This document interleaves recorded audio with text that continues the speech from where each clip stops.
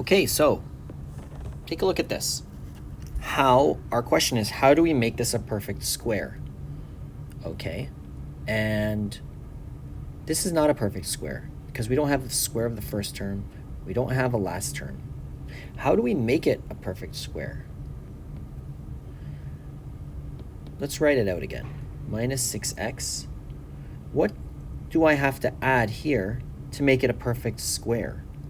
And first of all, I can't just add. Okay, I have to add. If I add, I'll change my graph. But if I add 0, nothing happens. But what's the point of adding 0? You'll see in a second. We're going to add a different kind of 0. Let's write it out again. X squared minus 6x.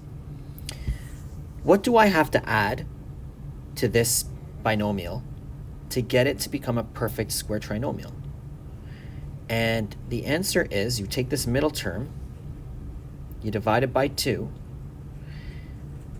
you take it, let's call it b, and you divide it by 2, and then you square it. So what does that mean? That means you take 6 over 2 and you square it. Oh, sorry, divided by 2. Let's erase that. Which is equal to 3 squared, which is equal to 9. Okay? That's how we find our third term. We divide this by 2 and square. This middle term, b, divided by 2 squared, which ends up being plus 9. Now remember what I said earlier about how do we can't just add 9, but we can add 0. So you know what we're going to do? We're going to add 9 and subtract 9. This is equal to 0. We can add 0 and not change anything, correct? So, what's our next step? Well, this is perfect. Why do we do that? You'll see why we did that in a second. Y equals, that's a perfect square, x minus 3 squared. And this minus 9, just add it at the end. So what do we end up getting? We end up getting a graph that we end up getting something we can graph. I'll do it in yellow. We move the vertex 3 units in the positive direction, and we move it down 9. So our vertex is here. 3, 5, 7, 1, 3, 5, oops. 1, 3, 5, and 7. And then more. Of course, there's 9, but we don't have to draw everything. That's the point. Here, we know we have the point. Excellent. Let's do this guy right here. Y equals x squared minus 4x. Now we have to add something to it to make it a perfect square trinomial, but we can only add 0.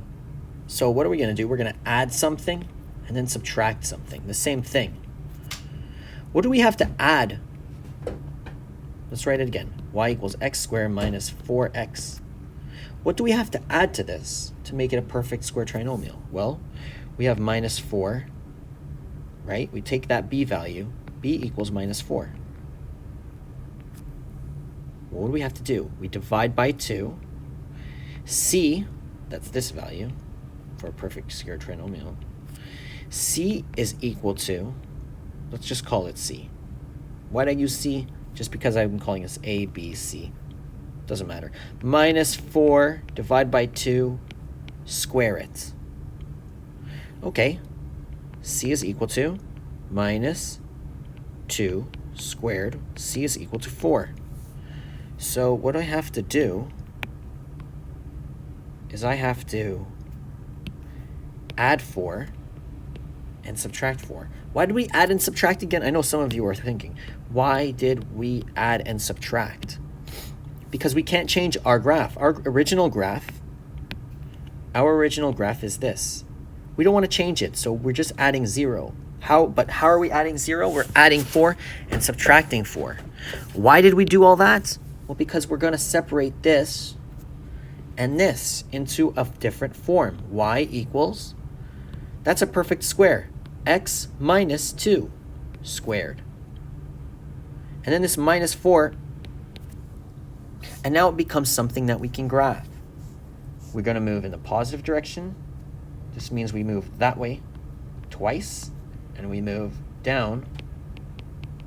By twice, I mean 2 units. And we move down 4 units. So down 4 units, that way 2 units, and we have our vertex. And our vertex is right there at, the minus 2 means we move in the positive direction. Sorry about that, people. But anyway, hopefully you caught that. See, this minus means we move in the positive direction twice. So our vertex now becomes 2 minus 4. And we draw our graph. It's the same step pattern, 1, 3, 5, 7, etc. 1, 3, 5, 7.